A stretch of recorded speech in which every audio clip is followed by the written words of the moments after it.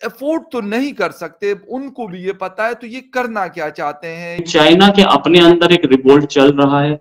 China से semiconductor industry जा रही, चाइना को बहुत तकलीफ है। सेमीकंडक्टर गई, चाइना का $3 ट्रिलियन का एक्सपोर्ट खटाई में पड़ा।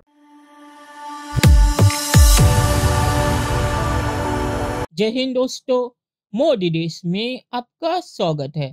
दोस्तों, आज पाक मीडिया बात कर रहा है कैसे भारत और चाइना के बीच एक क्लैश हुआ है।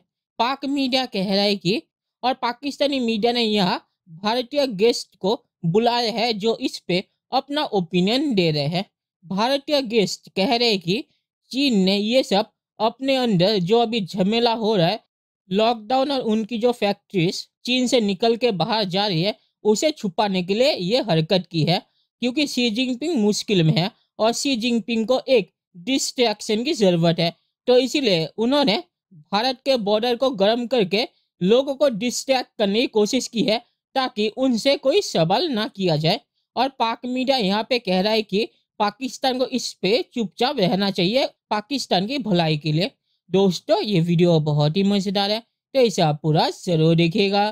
तो चलिए और इंतजार न करके ये वीडियो देखते हैं। तो इंडिया पहले भी मुंह तोड़ जवाब दे चुका, अब भी दिया दूसरी बार, सेकेंड टाइम अराउंड। और ये हमें पहले से उम्मीद थी, क्योंकि चाइना के अपने अंदर एक रिवोल्ट चल रहा है, तो वो कहीं ना कहीं इस चीज को इशू को डाइवर्ट करने की कोशिश करेंगे। शी जिनपिंग के थर्ड अनप्रेसिडेंटेड टर्म में गए हैं। हमें पता था कि थर्ड अनप्रेसिडेंटेड टर्म लेने का मतलब उनको अपनी ही कम्युनिस्ट पार्टी के लोगों से रिजेंटमेंट फेस करना पड़ेगा, पब्लिक में रिजेंटमेंट फेस करना पड़ेगा, इसलिए वो कहीं ना कहीं बॉर्डर को हीटअप करेंगे।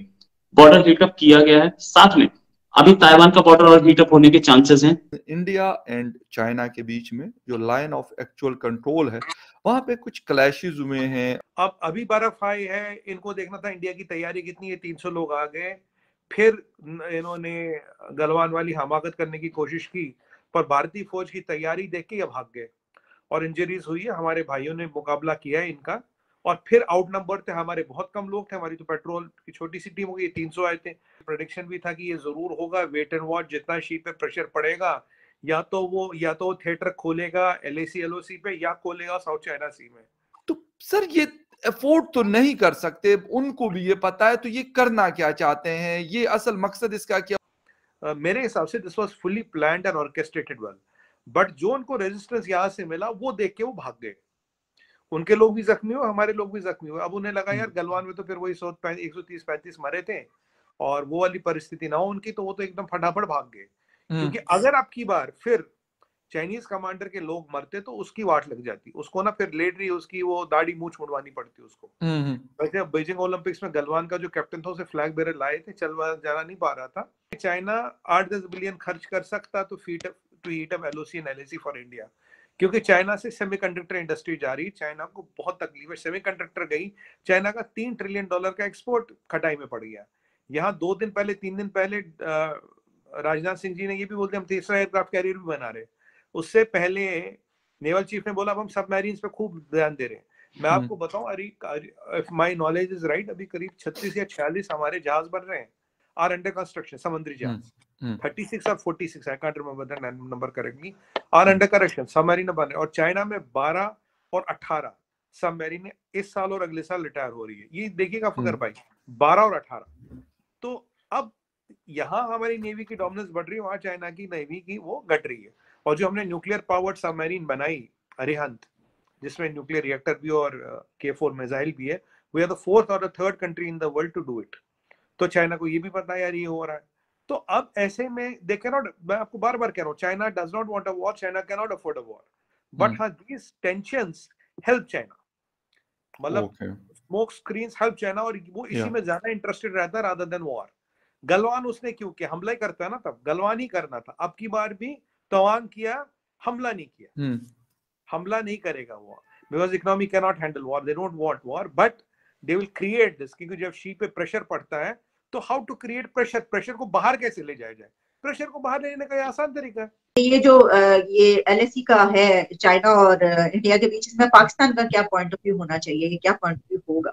मुझसे पूछें, जब आप बाजी हार चुके हो इकोनॉमिकली और मॉरली आप बैंकरप्ट हो चुके हो, तो अपने आसपास आपको हालात बेहतर करने चाहिए। इस वक्त आपकी बिल्कुल, जिस तरह मैं आपको कह रहा हूं मुआशी इमरजेंसी, इसी तरह आपकी फॉरेन पॉलिसी की इमरजेंसी भी होनी चाहिए। आपको फौरन से पहले तालिबान से रिलेशनशिप अफगानिस्तान से ठीक करने चाहिए, चाहे बाई फोर्स और चाहे जिस तरह, और इसी तरीके से आपको रिलेशनशिप भारत से ठीक करने चाहिए ताकि आप अपनी इकोनॉमी पे फोकस कर सकें। इस वक्त you are not in a position to fight with anybody, you are not in a position to stop the trade. आपको सबसे पहले चाहिए, मैं समझता हूं ये आपकी इकोनॉमी की एबीसी में पहले नंबरों पे होनी चाहिए कि आप भारत के साथ रिलेशनशिप ठीक करके ट्रेड शुरू करें। आपकी दालें सिर्फ इस वजह से महंगी हैं क्योंकि आप ऑस्ट्रेलिया से मंगा रहे हैं। दालें आपकी सस्ती थी जब भारत से आ रही थी।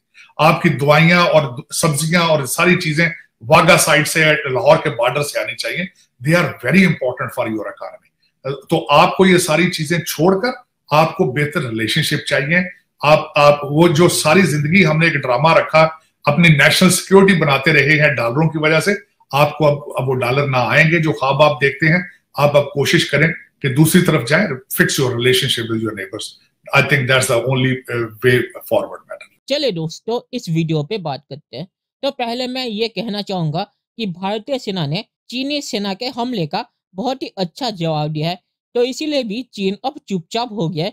चीन इस पे कुछ बयान नहीं दे रहा क्योंकि चीन को पता चल गया कि भारत में अगर उसने हमला करने की कोशिश की तो भारतीय सेना उसका कैसे जवाब देगी। और यहाँ पे भारतीय जो गेस्ट है पाक मीडिया में, उन्होंने सही कहा है कि मुझे लगता है कि शी जिनपिंग ने ये सब चीन के अंदर जो लॉकडाउन की वजह से दुनिया में चीन की बदनामी हो रही है, उससे लोगों का ध्यान भटकाने के लिए ये हरकत की है। और चीन के अंदर जो शी जिनपिंग को गालियां दी जा रही है और शी जिनपिंग के खिलाफ चीन के अंदर नारे लग रहे हैं, उसको भी शांत करने के लिए ये हरकत की गई है कि देखिए हम अभी खतरे में हैं, तो आप शी जिनपिंग के खिलाफ कुछ मत बोलिए। तो इसीलिए मुझे लगता है कि शी जिनपिंग ने ये हरकत की है ताकि चीनी लोगों को उसके खिलाफ होने से रोका जाए और चीन की दुनिया में जो बदनामी हो रही है उससे भी चीन को थोड़ा ब्रेक मिले और दुनिया का सारा ध्यान इस बॉर्डर क्लैश पे चला जाए। तो मुझे लगता है चीन ने इसीलिए ये हरकत की है। लोग जो कह रहे कि चीनी सेना ने शी जिनपिंग के बिना मर्जी के या शी जिनपिंग के बिना पता चले ये सब किया है, तो ये मुझे नहीं लगता, क्योंकि शी जिनपिंग की जितनी ताकत बढ़ गई है चीन के अंदर अभी लाइफ टाइम प्रेसिडेंट बनने के बाद, तो मुझे नहीं लगता कि पीएलए के किसी भी जनरल की इतनी हिम्मत होगी कि शी जिनपिंग के बिना मर्जी के ये सब हरकत करे। और आखिर में मैं ये कहूँगा कि पाक मीडिया ने सही कहा कि पाकिस्तान को इसमें चुपचाप ही रहना चाहिए, क्योंकि जब दो हाथियाँ लड़ रही हो तो चींटी अगर बीच में आएगी तो कुचल जाएगी, तब पाकिस्तान रोना शुरू कर देगा कि हमने क्या किया था, हम क्यों कुचले गए। तो पाक मीडिया ने यहाँ सही कहा कि पाकिस्तान को इसमें चुपचाप ही रहना चाहिए, पाकिस्तान की जो हालत है उसे देख के। तो चलिए देखते हैं कि फ्यूचर में क्या होता है।